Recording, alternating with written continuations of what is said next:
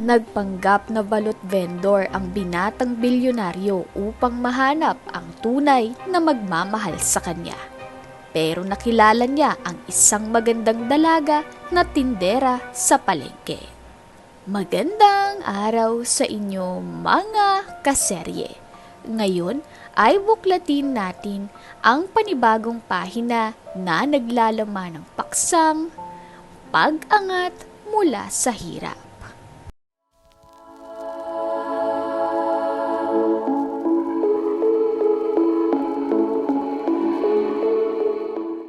Si Mateo ay isang batang lumaki sa kahirapan sa isang maliit na bayan sa probinsya. Kasama ang kanyang ama. Araw-araw siyang naglalako ng balot sa lansangan. Sa bawat gabi ng paglalako, ramdam nila ang init ng kalsada at hamon ng paghahanap ng mga bumibili. Ngunit sa kabila ng hirap, masaya si Mateo dahil alam niyang ginagawa niya ito para makatulong sa kanyang pamilya.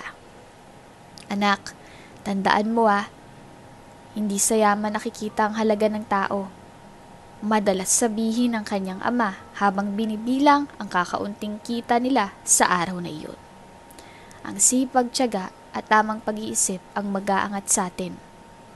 Ang mga salitang iyon ang nagsilbing gabay ni Mateo. Sa kabila ng pangungutya ng mga kaklase niya, dahil sa kanyang maruming damit at pagod na itsura, hindi siya kailanman nawala ng pangarap. Habang ang ibang bata ay naglalaro, siya ay subsob sa pagtulong sa kanyang ama. Sa gabi, habang nagpapahinga, nanghihiram siya ng aklat sa kapitbahay nila. Balang araw, hindi na tayo maghihirap, bulong niya sa sarili. Nang tumuntong siya ng high school, natutunan niyang magbalanse ng oras. Pumapasok siya sa eskwela sa umaga, nagtitinda ng balot sa gabi, at nagbabasa ng mga aklat sa madaling araw. Sa mga librong iyon, natutunan niya ang basic accounting at simpleng prinsipyo ng negosyo. Ang mga natutunan niya ay ginamit niya sa simpleng pagtitinda ng balot, tulad ng pagbibilang ng tamang tubo at pag-aayos ng kanilang puhunan. Isang gabi, habang naglalako, tinanong siya ng kanyang ama. Anak, kung hindi ka magtitinda ng balot, anong gusto mong gawin? Gusto kong magtayo ng negosyo, tatay. Yung negosyo na makapagbibigay ng trabaho sa maraming tao. Yung negosyo na makakaahon sa atin sa hirap. Tumango ang kanyang ama. Bakas ang pagmamalaki sa mukha nito. Kaya mo yan, anak. Basta't magsikap ka. Dumating ang araw na nagtapos si Mateo ng high school bilang valedictorian. Dahil sa kanyang angking talino, nakatanggap siya ng scholarship sa isang kilalang universidad. Sa kolehiyo, pinagsabay niyang pag-aaral at pagtatrabaho bilang isang janitor sa eskwelahan.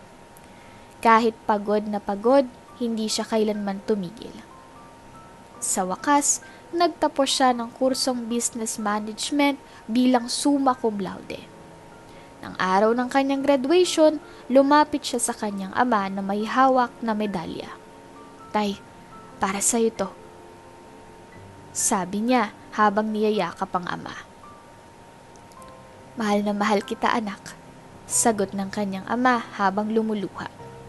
Ito nang simula ng mas magandang buhay natin.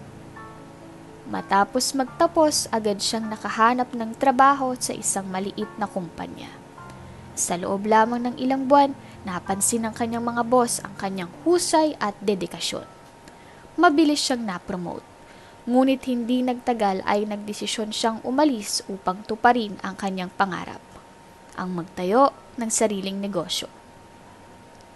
Sa tulong ng naipon niyang pera, sinimulan niya ang isang maliit na negosyo sa pagbebenta ng pagkain.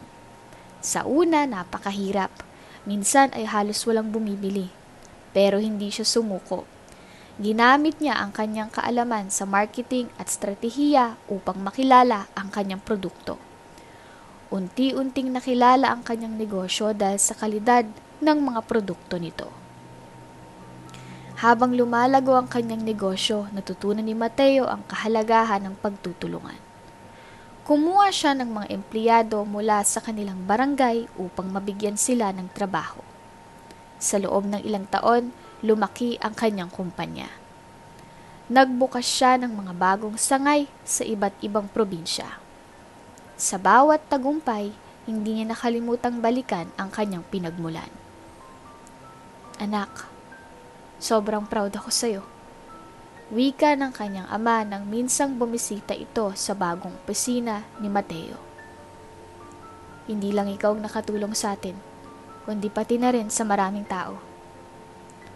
Lahat ng to dahil sa mga aral na itinuro mo, tay, sagot ni Mateo habang hinahalikan ang kamay ng ama. Sa kalaunan, ang negosyo ni Mateo ay naging isa sa pinakamalaking kumpanya sa bansa. Hindi lamang ito kilala sa kalidad ng produkto, kundi pati na rin sa advokasiyang pagtulong sa mga mahihirap. Nagbigay siya ng scholarships para sa mga batang nangangarap, katulad ng dating siya. Nagpatayo rin siya ng mga training center upang bigyan ng bagong oportunidad ang mga taong walang trabaho. Ngunit sa kabila ng tagumpay, nanatiling mapagkumbaba si Mateo. Madalas siyang bumisita sa kanilang lumang bahay sa probinsya upang alalahanin ang kanyang pinanggalingan. Minsan, sinamahan niya ang kanyang ama sa paglalako ng balot. Hindi para kumita, kundi upang muling maramdaman ang simula ng kanyang kwento. Habang naglalakad sila sa kalsada, tinanong siya ng kanyang ama, Mateo, di ka ba nahihiya? Na bilyonaryo ka na pero nagtitinda ka pa rin ng balot? Tay, dito nagsimula ang lahat. Pagiging balot vendor ang nagturo sa akin ng sipag at tiyaga at pagmamahal sa ginagawa. Hindi ko kailanman ikakahiya ang pinanggalingan ko. Sa wakas, natupad ni Mateo ang matagal niyang pinapangarap na tagumpay. Ang dating batang naglalako ng balot sa lansangan ay isa na ngang bilyonaryo. Ang kanyang kumpanya na nagsimula sa maliit na kapital ay naging isang imperyo na nagbibigay ng libo-libong trabaho sa bansa. Ang kanyang pangalan ay kilala sa mga pinakamataas na lipunan. Ngunit sa kabila ng yaman at kasikatan, ramdam pa rin ni Mateo ang kawalan. Ang malalim na kalungkutan ng pagiging nag-iisa. Habang umuunlad ang kanyang negosyo, napansin niyang mas maraming tao ang nagpapakita ng interes sa kanya. Subalit sa bawat babaeng lumalapit sa kanya, laging may bakas ng panlilinlang. Hindi ba sila nagkakagusto sa akin? Dahil sa kung sino ako? Kundi dahil sa pera ko? Madalas niyang tanong sa sarili. Ang ilan ay hayaga ng motibo, habang ang iba'y magaling magpanggap. Sa bawat pagtatapos ng hindi tapat na relasyon, mas lalong lumalalim ang kanyang takot na hindi niya kailanman matatagpuan ang tunay na pagmamahal. Isang gabi, habang nag-iisa sa kanyang marangyang bahay, napatingin siya sa isang lumang larawan ng kanyang ama. Sa litrato, magkasama silang naglalako ng balot. Parehong nakangiti sa kabila ng hirap ng buhay. Bakit nga ba mas masaya ako nung walang-wala kami? Bulong niya. Naalala niya ang pagiging totoo ng mga tao sa paligid nila noon. Walang pagkukunwari, walang interes sa kayamanan. Sa sandaling iyon, napagdesisyonan ni Mateo na balikan ang nakaraan. Nagpa siya si Mateo na magpanggap bilang isang balot vendor. Ginawa niya ang lahat upang itago ang kanyang pagkatao. Nagpalit siya ng anyo, nagsuot ng simpleng damit at bumili ng mga panindang balot mula sa palengke. Sa unang gabi ng kanyang pagbebenta, natanaw niya ang kalsadang dating lang nililibot ng kanyang ama. Para bang bumalik siya sa nakaraan. Habang umiikot sa lansangan, naging pamilyar sa kanya ang mga tindero sa palengke. Balot kayo dyan! Tawag niya sa bawat dumadaan. Sa gitna ng mga tao sa palengke, napansin niya si Elena, isang tindera ng gulay. Sa unang tingin pa lamang, nahalata niya ang kakaibang liwanag sa mga mata nito. Isa siyang masiyahing dalaga na tila kontento sa simpleng buhay. Balot vendor ka pala.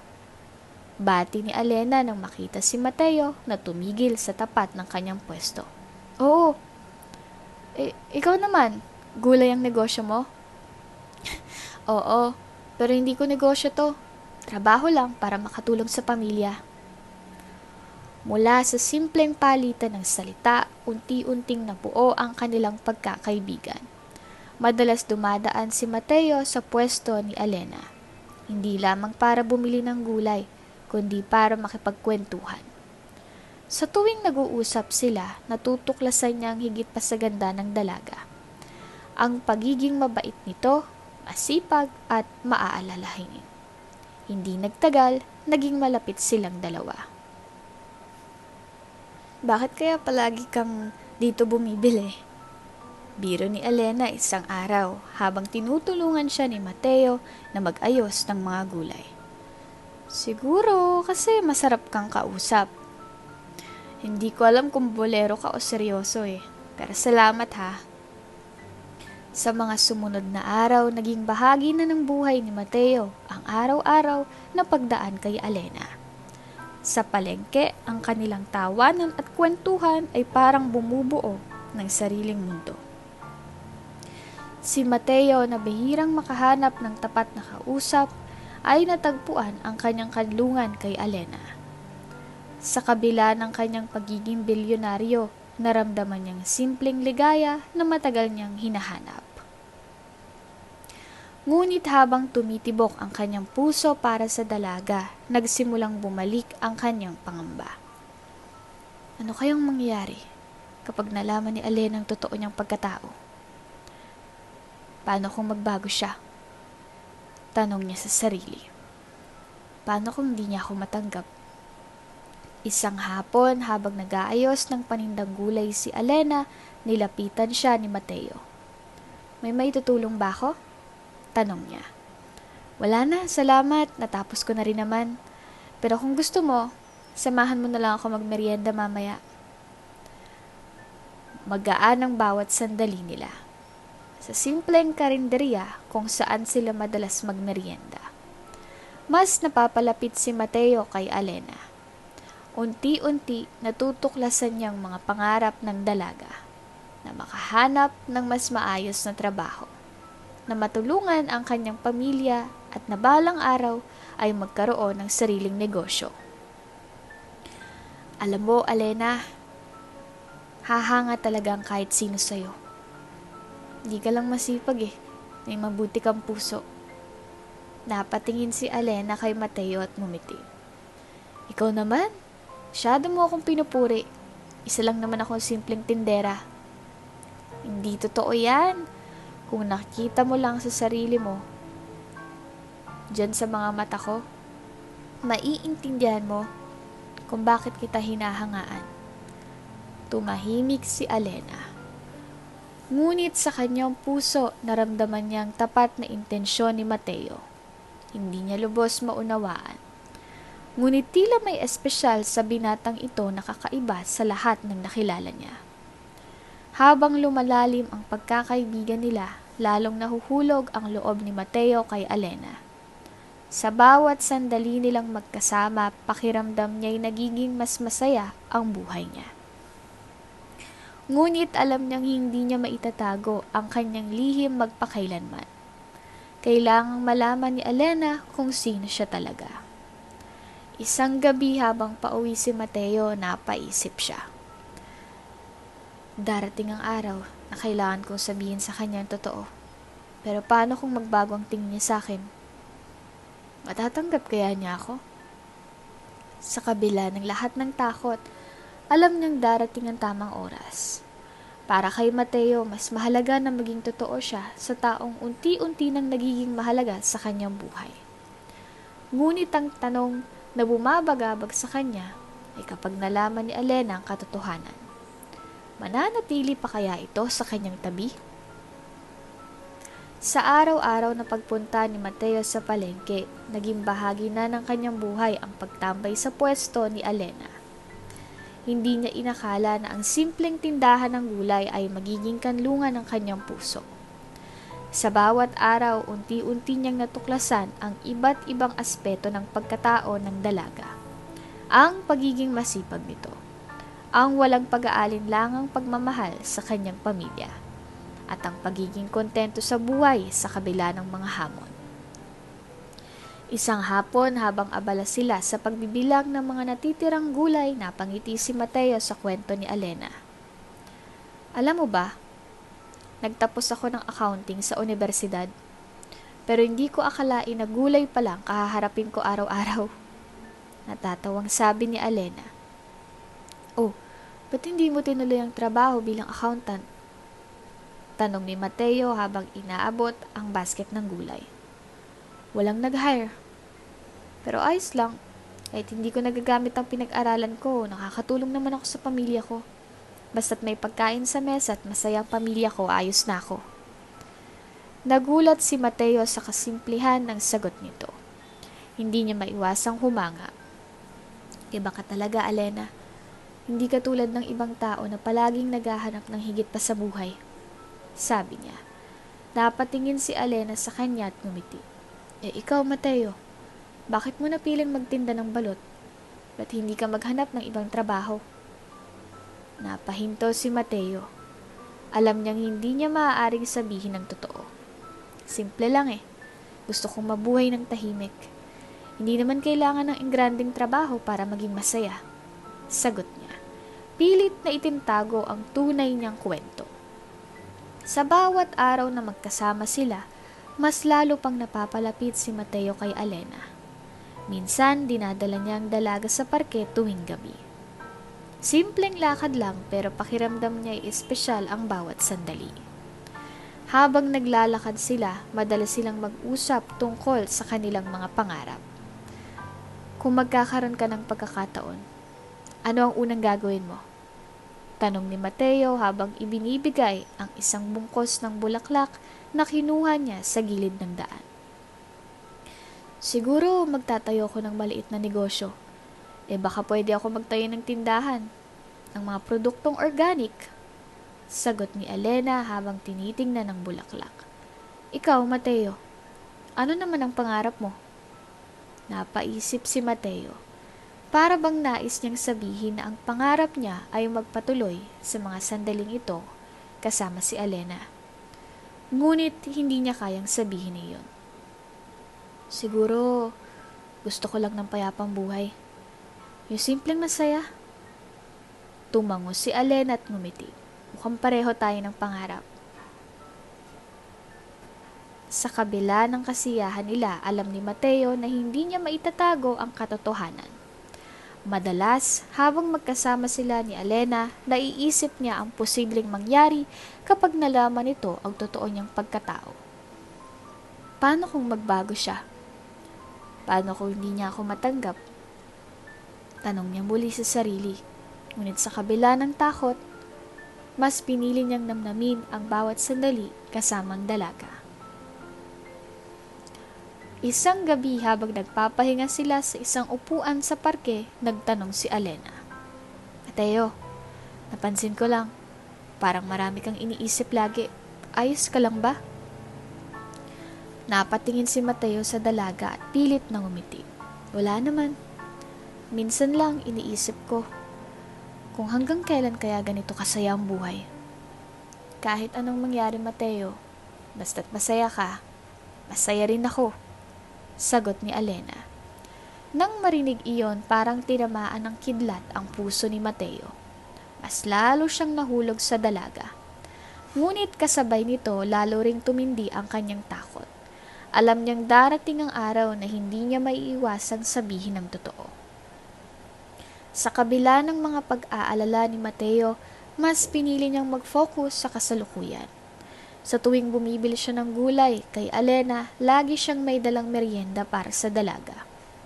Para sa'yo, sabi niya habang iniaabot ang isang mangkok ng taho isang hapon. Salamat pero dapat ako nag-aabot nito sa'yo. Ikaw kayang naglalako? Sagot ni Alena. Hindi ko naman palaging kailangan ng balot. Minsan gusto ko rin namang tumulong sa'yo. Sagot ni Mateo na may ngiti. Habang magkasama sila, naging normal na para kay Mateo ang tulungan si Elena sa tindahan. Pinipili niyang gawin ang mga maliliit na bagay na makapagsasaya sa dalaga. Sa bawat simpleng sandali, mas nararamdaman niyang ito ang buhay na matagal niyang hinahanap, hindi marangya, hindi puno ng intriga, kundi ang isang tahimik at totoo. Habang patuloy ang kanilang pagkakaibigan, mas lalong lumalim ang nararamdaman ni Mateo para kay Elena. Ngunit sa tuwing naiisip niyang kailangan na niyang aminin ang totoo, palagi siyang natatakot. Hindi pa ngayon, sabi niya sa sarili habang nakatingin sa bituin isang gabi.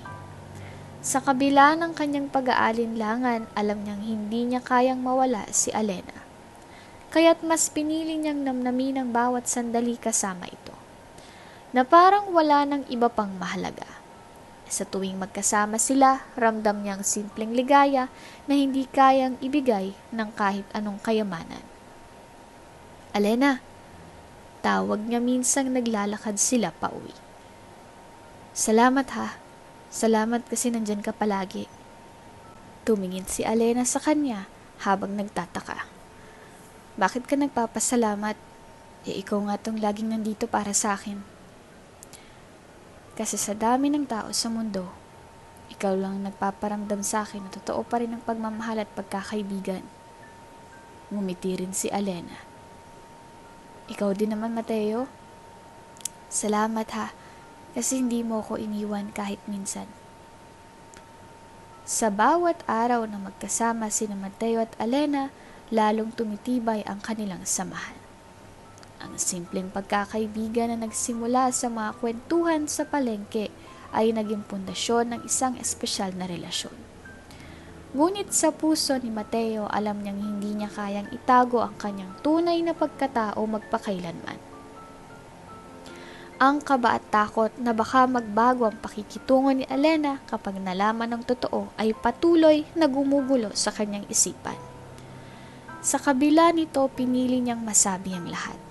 Kahit pa ang kapalit nito ay isang posibilidad ng pagkawala ng mahalagang tao sa kanyang buhay.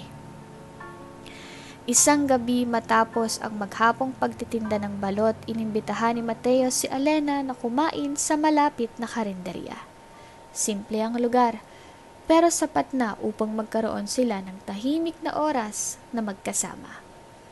Habang kumakain, lihim na pinagmasdan ni Mateo ang dalaga. Ang maaliwalas nitong muka at simpleng ngiti ay tila nagdadala ng liwanag sa madilim niyang mundo. Alam niyang ito ang tamang pagkakataon upang aminin ang kanyang nararamdaman.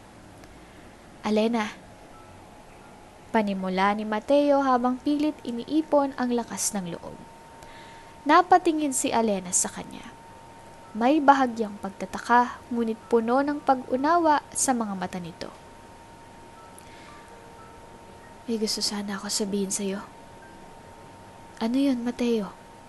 Tanong ni Elena, halatang seryoso rin ang tono ng kanyang boses. Huminga ng malalim si Mateo. Simula nung nakilala kita, unti-unti kong napagtanto kung gaano mo napapagaan ang buhay ko. Hindi ko alam kung paano ko ito sasabihin ng maayos, pero gusto kong malaman mo na espesyal ka sa akin. Mahal kita, Elena. Nagulat si Elena sa narinig. Hindi niya agad naisalita ang kanyang sagot.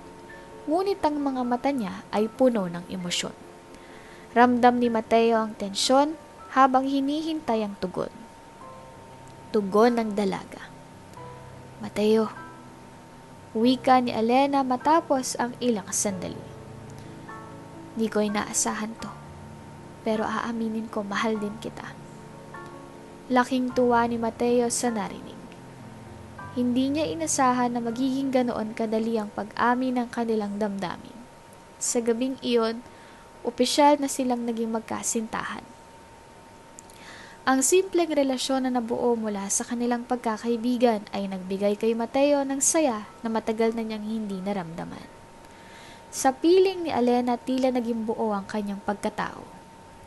Ngunit sa kabila ng kanyang saya, bumalik ang realidad na hindi niya masabi kay Elena ang tunay niyang pagkatao. Mas pinili muna niyang namnamin ang bawat sandali kasama ang dalaga. Sa tuwing magkasama sila, lalo niyang nararamdaman ang pagmamahal at respeto ni Alena. Ngunit habang tumatagal ang kanilang relasyon, alam niyang hindi niya maaaring magtagal ang kanyang lihim. Pagkalipas ng ilang araw, inimbitahan ni Mateo si Alena na magkita sila sa kanilang paboritong lugar. Isang parke na madalas nilang puntahan. Ang malamlam na ilaw ng mga poste at ang tahimik na paligid ay tila nagbigay ng tamang atmosfera para sa isang masinsinang usapan. Sa kanyang puso, alam ni Mateo na ito na ang tamang oras upang sabihin ang lahat. Alena, simula ni Mateo habang hawak ang kamay ng dalaga. May isang bagay akong hindi pa nasasabi sa'yo. Natigilan si Alena, halatang nagtataka sa biglang seryosong tono ni Mateo. Ano yun, Mateo? Tanong niya. Ang kanyang boses ay puno ng pagtataka, ngunit may halong pag-aalala.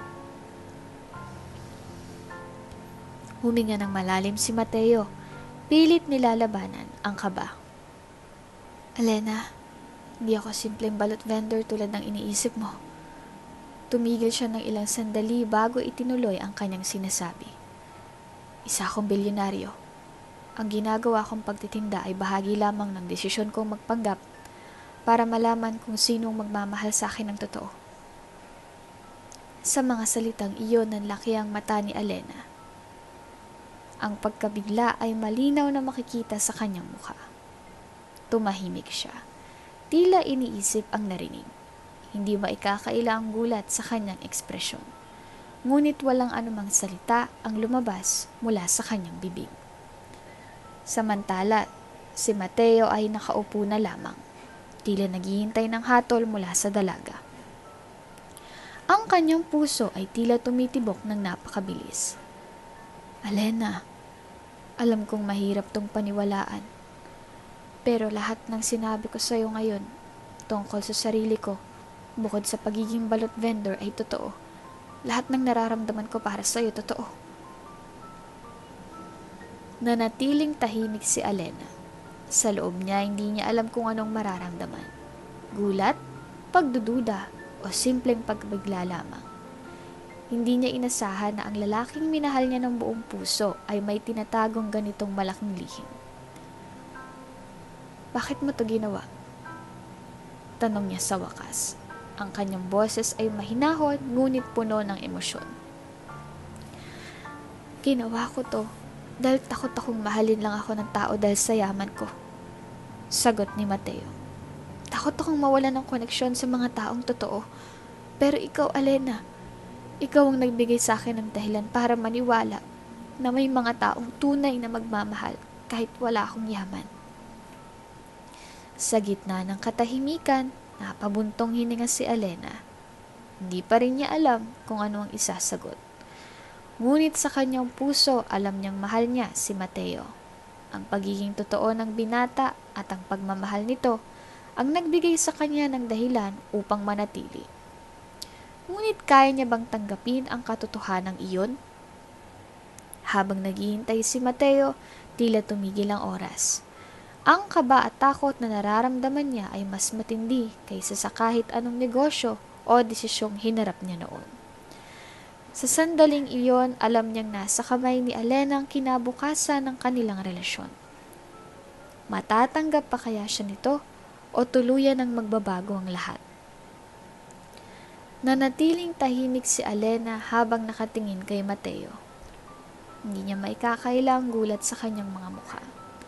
Matapos marinig ang inamin ng binata, ang gabing nagsimula sa simpleng pag-uusap ay biglang nabalot ng tensyon.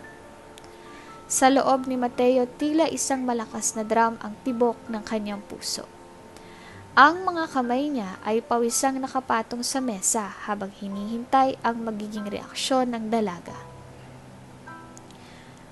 Isa kang bilyonaryo? Tanong ni Alena halos hindi makapaniwala. Ang tono ng kanyang boses ay puno ng pagkagulat at pag-aalinlangan.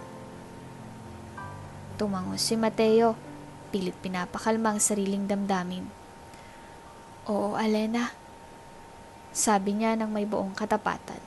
Lahat ng sinabi ko tungkol sa akin bilang balot vendor ay totoo. Pero hindi ko nabanggit ang ibang bahagi ng buhay ko. Isa akong bilyonaryo. Ang pagpapanggap ko bilang tindero ay ginawa ko para malaman kung sino ang magmamahal sa akin ng totoo, nang hindi dahil sa yaman ko. Tahimik na tiningnan ni Alena ang mga mata ni Mateo. Pilit hinahanap ang katotohanan sa mga sinabi nito.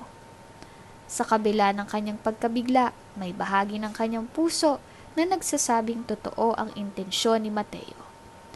Ang lahat ng pinakita nito sa kanya, ang pagiging maalaga, masipag at totoo, ay hindi kailanman nagbigay ng bakas ng pagkukunwari. Bakit mo itinago sa akin?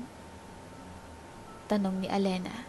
Ang kanyang boses ay puno ng emosyon, ngunit nananatiling kalmado. Bakit hindi mo sinabi agad? Takot akong magbago ang tingin mo sa akin. Sagot ni Mateo. Ramdam ang bigat ng bawat salitang lumalabas sa kanyang bibig. Alena, natatakot akong isipin mo na isa lang akong tao na naghahanap ng pagmamahal dahil sa yaman ko. Gusto kong makilala mo ko bilang Mateo. Isang simpleng tao, hindi ang bilyonaryo na alam ng iba. Sandaling nag-isip si Alena. Tumigil ang oras sa pagitan nila habang iniisip niya ang mga salitang binitawan ng binata. Totoo nga. Si Mateo na nakilala niya sa palengke ay ang parehong Mateo na minahal niya. Hindi dahil sa yaman kundi dahil sa ugali nito. Ang pagiging mapagkumbaba, maalalahanin at masiyahin nito ang dahilan kung bakit nahulog ang loob niya rito. Mateo, wika ni Alena matapos ang ilang minutong katahimikan. Oo, nagulat ako. At sa totoo lang, hindi ko pa rin lubos maisip na ikaw ay isang bilyonaryo. Pero hindi nagbabagong nararamdaman ko para sa iyo ah. Ang minahal ko ay ang Mateo na nakilala ko sa palengke. Hindi ang bilyonaryong Mateo. Laking ginhawa ang naramdaman ni Mateo sa narinig. Hindi niya napigilan ng ngiti sa kanyang labi. Salamat, Alena. Hindi mo alam kung gaano kahalaga sa akin ang malaman na matatanggap mo ako kahit sino pa ako. Ngumiti si Alena at hinawakan ang kamay ni Mateo. Alam mo, Mateo, kung tutuusin, hindi naman ang yaman mo ang mahalaga sa akin. Ang mahalaga ay ang taong ipinakita mo sa akin nung umpisa pa lamang. Ikaw ang Mateo na laging nandyan, tumutulong at nagpapasaya sa araw ko. Ngunit sa kabila ng kanilang pag-unawaan, alam nilang hindi magiging madali ang susunod na hakbang. Ngayon na alam na ni Alena ang katotohanan, kailangan niyang harapin ang realidad ng pagiging bahagi ng mundo ni Mateo. Isang mundo na puno ng intriga, chismis at tao na maaaring magduda sa kanyang intensyon. Sa isip niya, tinatanong niya ang sarili. Handa ba akong harapin ang mundong iyon para sa taong mahal ko? Nagpatuloy ang kanilang usapan. Habang naglalakad sila pauwi, mas naging malinaw kay Alena kung gaano kahalaga si Mateo sa kanya. Hindi man niya gustuhin, Alena, hindi kita bibiguin. Gagawin kong lahat para mapanatili ang tiwala mo at ipakita sa iyo na kahit gaano pa kahirap ang mga susunod na hakbang, nandito ako sa tabi mo. Hawak kamay nilang hinarap ang bagong kabanata ng kanilang buhay. Sa mga sumunod na araw, ipinaalam na ni Mateo sa kanyang pamilya at malalapit na kaibigan ang tungkol kay Alena. Maraming nagulat sa desisyon ni Mateo, ngunit karamihan ay sumuporta sa kanila. May ilang ding hindi naiwasang magtanong tungkol sa intensyon ni Alena, ngunit nanatiling tahimik ang dalaga. Pinipiling patunayan ng sarili sa pamamagitan ng aksyon kaysa sa salita. Kasabay nito, sinimula ni Mateo na ipakilala si Alena sa iba't ibang aspeto ng kanyang buhay bilang isang bilyonaryo. Sa bawat bagong karanasan, nag-adjust si Alena. Hindi ito madali, lalo na't hindi siya sanay sa marangyang mundo. Ngunit sa bawat hakbang, lagi siyang sinasamahan ni Mateo. Sa bawat hamon, pinapaalalahanan siya nito na hindi siya nag-iisa. Mateo, minsan nakakapagod din pala, sabi ni Alena isang gabi matapos silang dumalo sa isang event. Hindi ko akalain na ganito pala kahirap ang mundo mo. Hinawakan ni Mateo ang kanyang kamay at ngumiti. Alena, alam kong mahirap. Pero tandaan mo, hindi kita kailanman pipilitin. Ang mahalaga sa akin ay ikaw, hindi ang opinyon ng iba. Sa mga sandaling iyon, naramdaman ni Alena ang lalim ng pagmamahal ni Mateo. Sa kabila ng lahat, nanatili itong totoo at mapagkumbaba.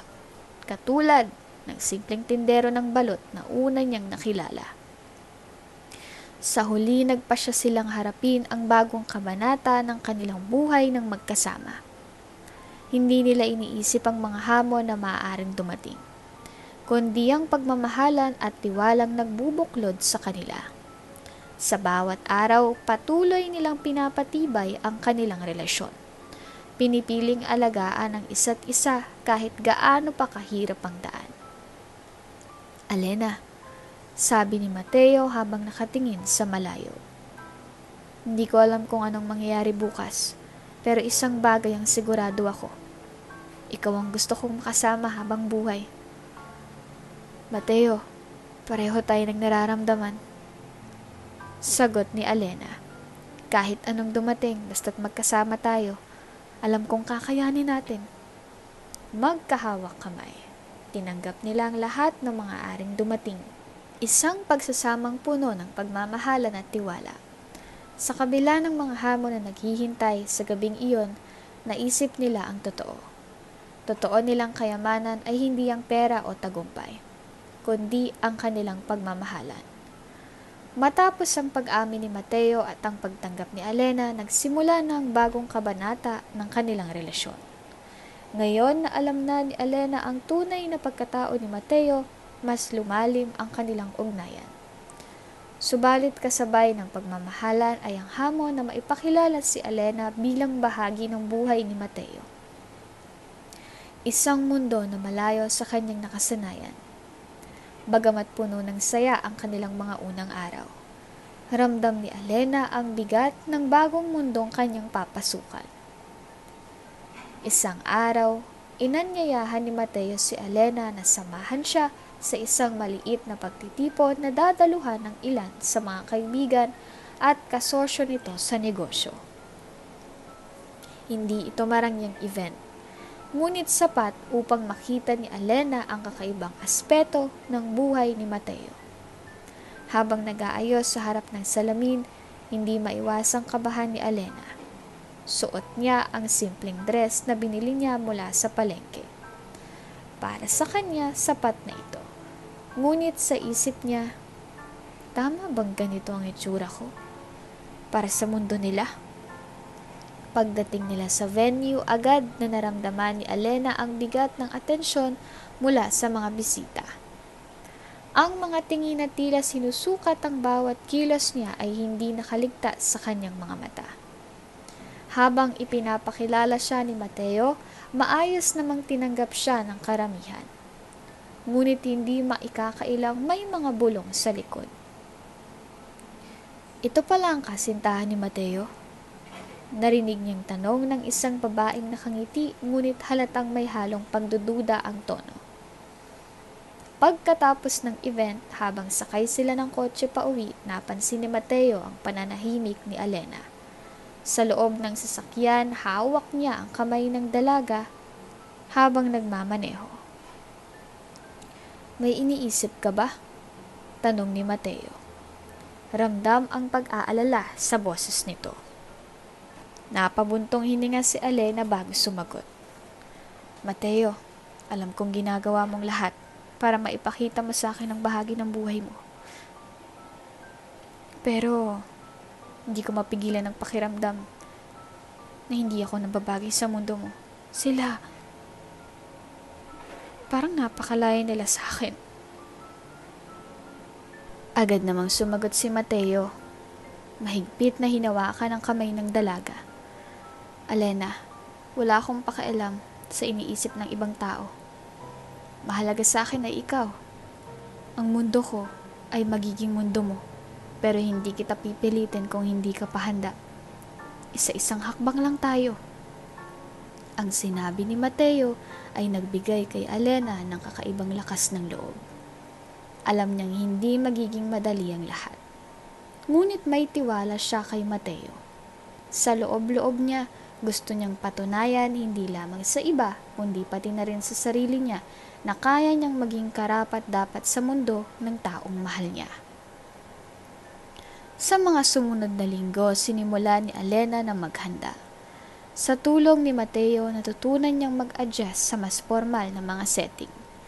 Itinuro ni Mateo sa kanya ang tamang pakikisalamuha sa mga taong mula sa mas mataas na antas ng lipunan. Sa unay nahirapan siya, ngunit sa bawat hakbang, natututo siya at unti-unting nagiging komportable. Ngunit higit pa rito napagtanto ni Mateo na may angking talino si Alena na higit pa sa inaakala ng marami. Dahil accountant si Alena, inalok niya ito ng trabaho sa kanyang kumpanya. "Alena," sabi ni Mateo isang gabi habang magkasama silang kumakain. "Gusto kitang tulungan na magamit ang pinag-aralan mo. Sa kumpanya ko, makakahanap ka ng lugar kung saan maipapakita mo ang iyong galing." Nagdalawang isip si Alena noong una. "Mateo, baka isipin ng mga tao na kaya lang ako nasa kumpanya mo ay dahil sa relasyon natin." Wika niya halatang nag-aalala. Ngumiti si Mateo at hinawakan ang kanyang kamay. "Hindi mo kailangang mag-alala sa sinasabi ng iba. Ang mahalaga ay ang kakayahan mo. Alam kong kaya mo at gusto kong makita yon." Sa huli, tinanggap ni Alena ang alok ni Mateo. Sa kanyang bagong trabaho, ipinakita niya ang kanyang kasipagan at dedikasyon.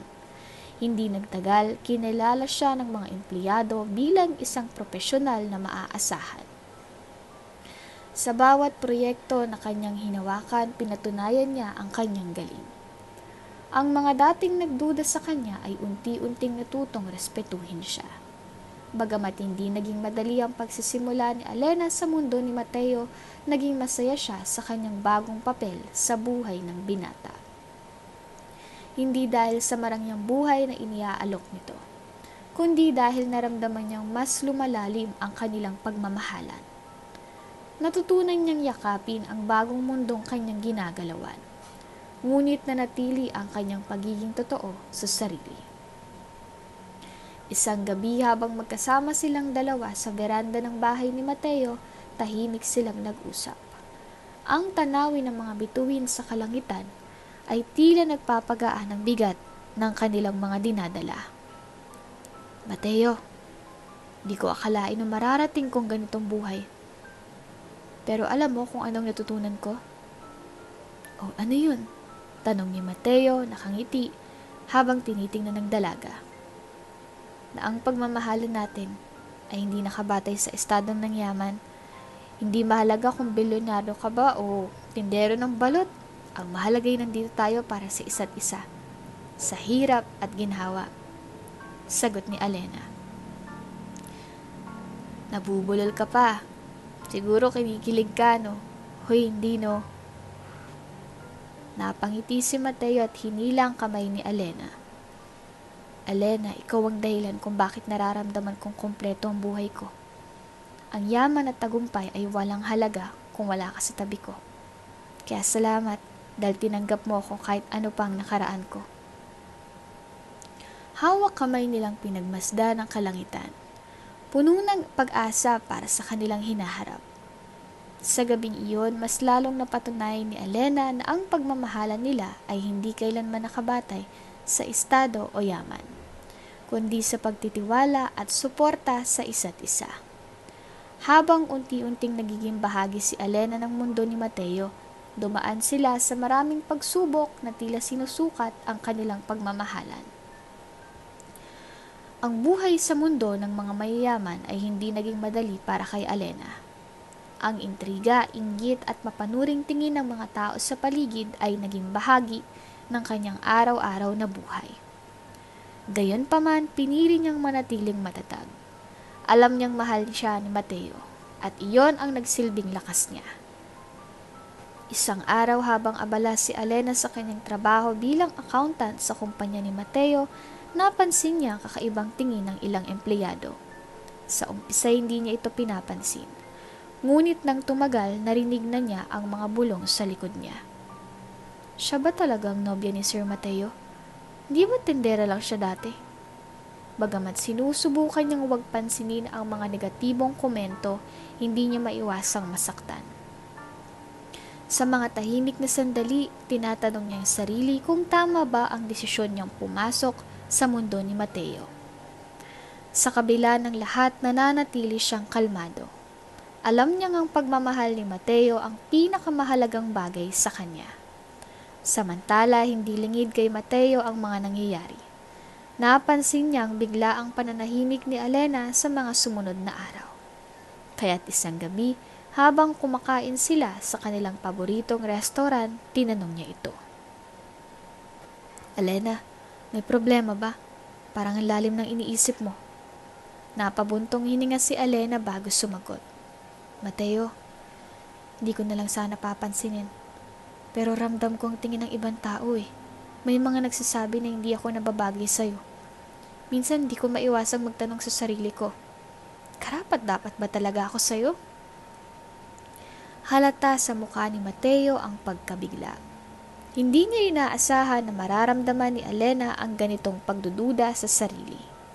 Hinawakan niyang kamay nito at tumingin ng diretsyo sa kanyang mga mata.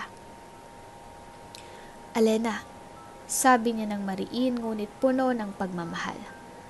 Huwag mong hayaang masirang tiwala mo sa sarili dahil lang sa sinasabi ng iba. Ang mahalaga sa akin ay ikaw. Hindi ko piniling mahalin ka dahil sa kung ano ang tingin ng mundo, kundi dahil ikaw si Elena, ang babaeng mahal ko. Nakangiting tumango si Elena. Bagamat nabawasan ang kanyang pag-aalala, alam niyang hindi natatapos ang kanilang laban sa simpleng sagot ni Mateo. Sa mga sumunod na araw, pinili niyang magpursige. Naging mas determinado siyang patunayan ng sarili. Hindi lamang kay Mateo kundi pati na rin sa lahat ng tao sa paligid nila.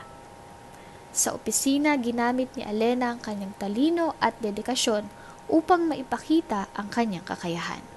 Sa bawat hamon na ibinabato sa kanya, pinatunayan niyang kaya niyang makipagsabayan sa kahit na sino. Ang dating mga mapanuring tingin ng kanyang mga katrabaho ay unti-unting napalitan ng respeto. Napagtanto nila na si Elena ay hindi lamang kasintahan ng kanilang boss, kundi isang profesional na maaasahan. Ngunit hindi lang sa trabaho natatapos ang hamon kay Elena. Isang gabi, inimbitahan sila ni Mateo sa isang malaking event para sa mga negosyante. Sa marangyang venue, napapaligiran sila ng mga kilalang tao sa lipunan.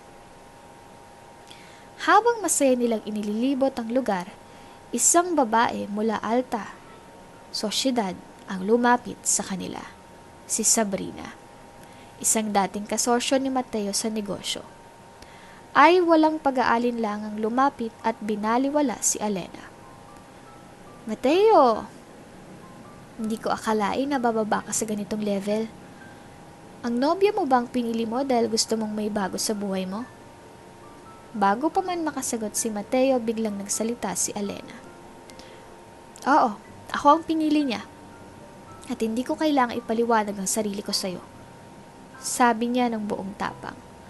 Nagulat si Mateo sa lakas ng loob ni Elena. Ngunit higit sa lahat, mas humanga siya rito. Sa mga salitang iyon, ipinakita ni Elena na hindi siya basta-basta magpapatalo. Sa kabila ng kanyang simpleng pinagmulan, nanatili siyang matatag sa harap ng mga taong naghahangad na maliitin siya. Sa gabing iyon, nakita ni Mateo ang katatagan ng babaeng mahal niya. Sa kabila ng mapanirang salita at tingin nanindigan si Elena, hindi niya hinayaang masira ang kanyang dignidad dahil lamang sa opinyon ng iba. Habang pauwi, tahimik silang magkahawak kamay sa loob ng sasakyan. Nang hindi na makatiis, bumasag ng katahimikan si Mateo. "Alena," sabi niya, "di mo alam kung gaano ko humanga sa'yo kanina. Salamat sa pagiging matatag ha." Tumingin si Alena sa kanya, ang mga mata nito ay puno ng emosyon. "Mateo, sa totoo lang, hindi madali para sa akin. Pero hindi ko hahayaan na insultuhin ako, lalo na kung alam kong mahal mo. Alam kong hindi ako perpekto, pero alam kong karapat dapat ako dahil alam kong totoo ang nararamdaman natin para sa isa't isa." Sa gabing iyon, mas lalong napatunayan ni Mateo kung bakit si Alena ang babaeng mahal niya. Ang tapang nito, ang tiwala nito sa sarili. At ang pagmamahal nito sa kanya ang nagpapatibay sa kanilang relasyon. "Alena," sabi ni Mateo habang hawak ang kanyang kamay, "ikaw ang pinakamagandang nangyari sa buhay ko. Sa mundo ng mga intriga at chismis, ikaw ang nagbigay sa akin ng liwanag. Alam kong marami pa tayong haharapin, pero gusto kong malaman mo na lagi kitang ipaglalaban." Ngumiti si Alena, puno ng saya ang kanyang puso. "Mateo, hindi mo kailangang mag-alala. Hindi ako susuko. Alam kong kaya nating lampasan ang lahat ng to." Sa mga sumunod na araw, mas lalong lumakas ang tiwala ni Alena sa sarili. Sa kabila ng mga intriga, natutunan niyang hindi kailangang magpatalo sa kahit sinong tao. Sapagkat siya ang babaeng mahal ni Mateo at alam niyang karapat dapat siya. Sa bawat hamon na dumating, magkasama nilang hinarap ito. Pinatunayan nilang ang pagmamahalan nila ay hindi lamang nakabatay sa estado, kundi sa pagtitiwala, respeto, suporta sa isa't isa. At sa kabila ng lahat, nanatili silang matatag. Hindi bilang isang bilyonaryong tindera, kundi bilang dalawang pusong tunay na nagmamahalan. Matapos ang insidente sa event, lalo lamang lumalim ang pagmamahalan ni Mateo at Alena. Sa kabila ng mga tukso at intriga mula sa mundo ng mayayaman, nanatili silang matatag. Ipinakita ni Alena na kaya niyang ipaglaban ang kanilang relasyon kahit pa maraming tao ang hindi tanggap ang kanilang pagmamahalan. Gayunpaman, alam nilang hindi pa rito nagtatapos ang mga hamon na kanilang kahaharapin. Sa mga sumunod na linggo, unti-unting kumalat ang balita tungkol kay Alena sa social media. Ang mga headline ay puno ng mga kwento tungkol sa simpleng tindera na kasintahan ng bilyonaryo. Habang marami ang humanga at sinabing inspirasyon si Alena, hindi nawala ang mga negatibong komento mula sa mga ilang tao na nagdududa sa kanyang intensyon. "Siguro pera lang habol niya, no?" komento ng ilan. Ngunit may iba rin namang nagsasabing siya ang patunay na ang pagmamahalan ay hindi nasusukat sa estado ng buhay. Isang araw habang nasa opisina si Mateo, tinawag siya ng PR team. "Sir Mateo," sabi ng isa, "ang balita tungkol sa inyo ni Miss Alena ay umabot na sa media. Marami ang sumusuporta, pero hindi rin may iwasan ng mga naninira.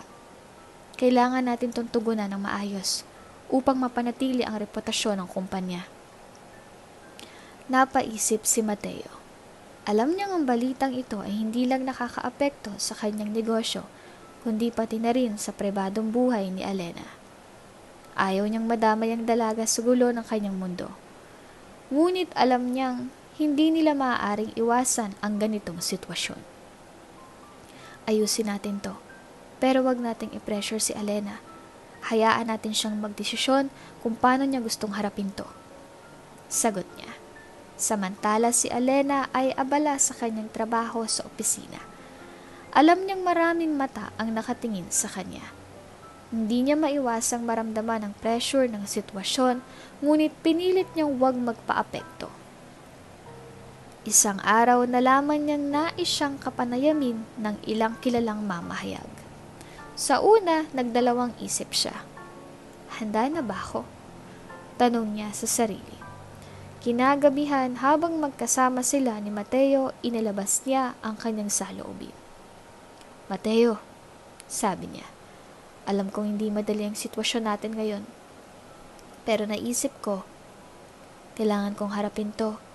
Hindi dahil gusto kong patunayan ang sarili ko sa mga tao, kundi para ipakita na ang pagmamahalan natin ay totoo. Kahit gaano pa kayaman o gaano man kasimple, gusto kong makita nila na totoo tayo. Ngumiti si Mateo. Halatang humanga sa tapang ni Alena. Alena, kahit anong desisyon mo, susuportahan kita ha. Basta tandaan mo, hindi mo kailangang magpaliwanag sa kahit na sino. Ang mahalaga ay ang meron tayo. Sa gabing iyon, naramdaman ni Alena ang lubos na suporta ni Mateo. Ang mga salitang binitawan nito ay nagbigay sa kanya ng lakas ng loob upang harapin ang anumang hamon na darating. Dumating ang araw ng panayam.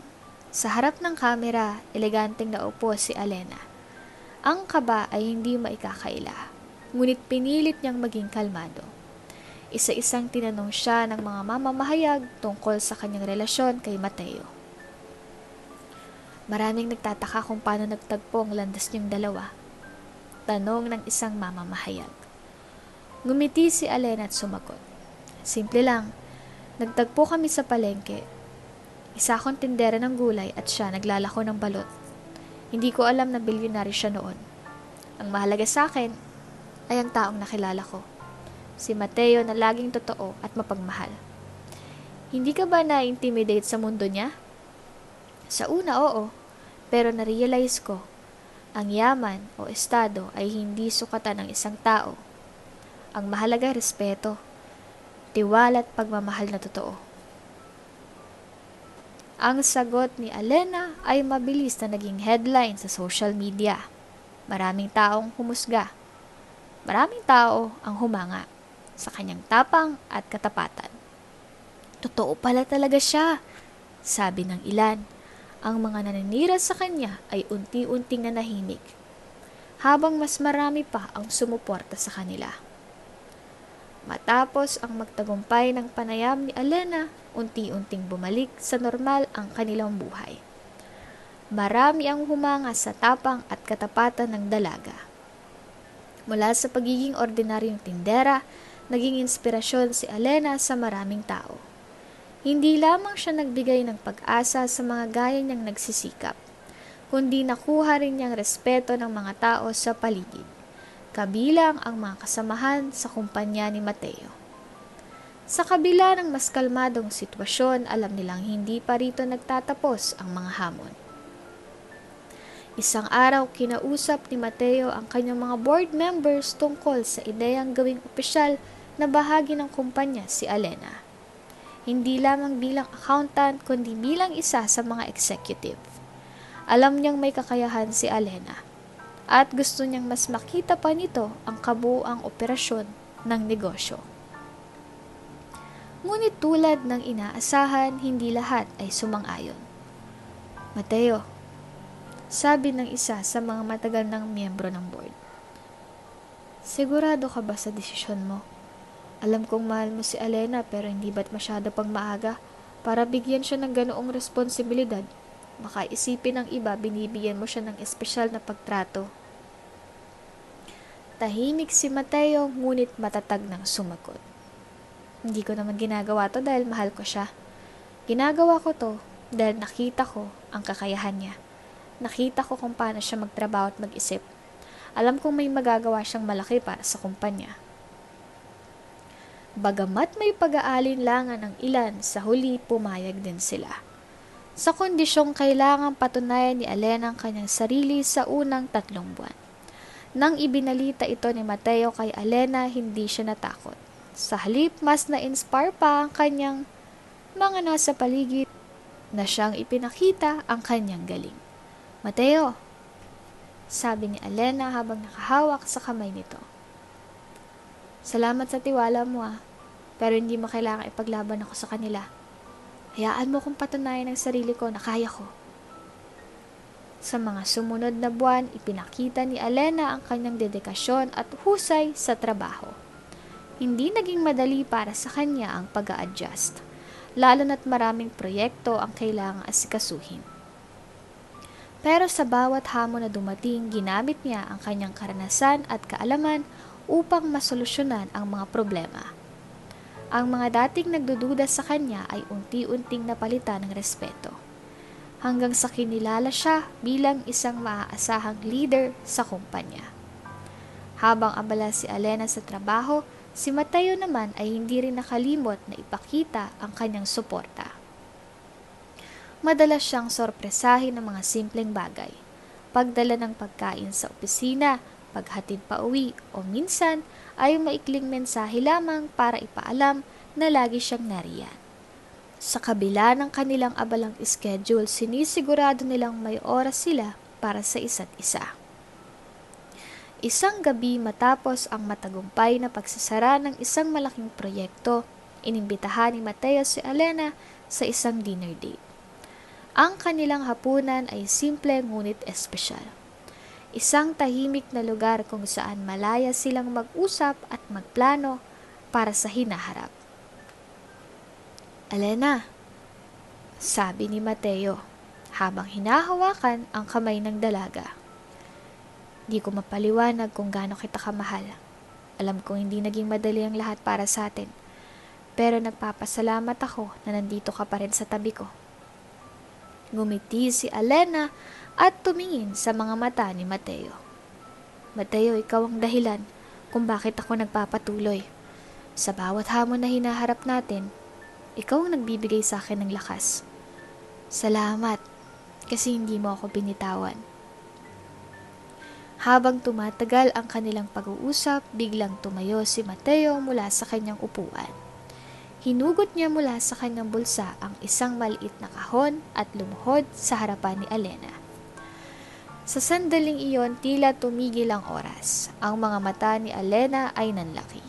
Halatang hindi inaasahan ang susunod na mangyayari.